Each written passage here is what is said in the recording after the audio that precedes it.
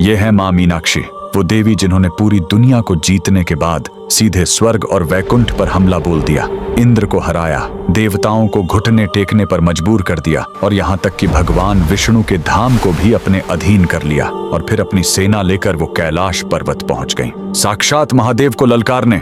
लेकिन जैसे ही उन्होंने भगवान शिव पर अपनी तलवार उठाई, एक चमत्कार हुआ और उनके शरीर का तीसरा स्तन गायब हो गया। आखिर 3 स्तनों के साथ पैदा होने वाली यह राजकुमारी कौन है और क्यों भगवान शिव को इनसे शादी करने के लिए धरती पर आना पड़ा? कहानी शुरू होती है दक्षिण भारत के पांड्य साम्राज्य से। राजा मलयध्वज के कोई संतान नहीं थी। दरअसल राजा की पत्नी रानी कांचनमाला ने पिछले जन्म में माता पार्वती की घोर तपस्या की थी और उन्हें बेटी के रूप में पाने का वचन लिया था। भक्त का वचन निभाने के लिए स्वयं माता पार्वती ने कैलाश छोड़ दिया। राजा ने एक विशाल यज्ञ किया और उसी पवित्र अग्नि से 3 साल की कन्या प्रकट हुई। वह देवी की तरह सुंदर थी, लेकिन उसे देखकर राजा रानी के होश उड़ गए, क्योंकि उस कन्या के शरीर पर 3 स्तन थे। राजा इसे अनर्थ मानने ही वाले थे, तभी आकाशवाणी हुई, हे राजन, डरो मत, ये साधारण बालिका नहीं है, ये साक्षात शक्ति है। इसे एक योद्धा की तरह पालो।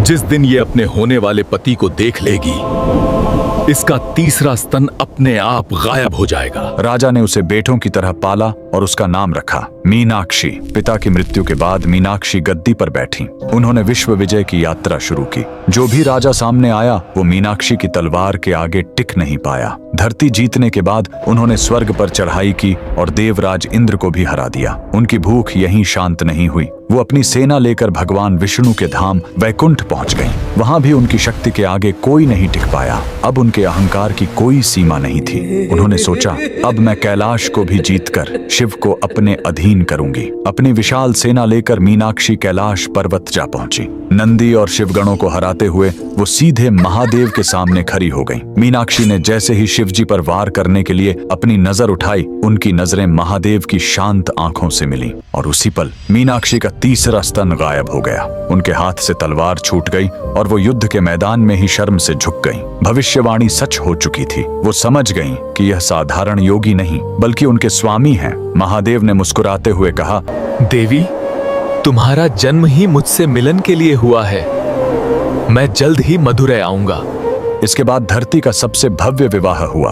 भगवान शिव सुंदरेश्वर बनकर मधुरै आए। स्वयं भगवान विष्णु जो मीनाक्षी के भाई बनकर कन्यादान किया।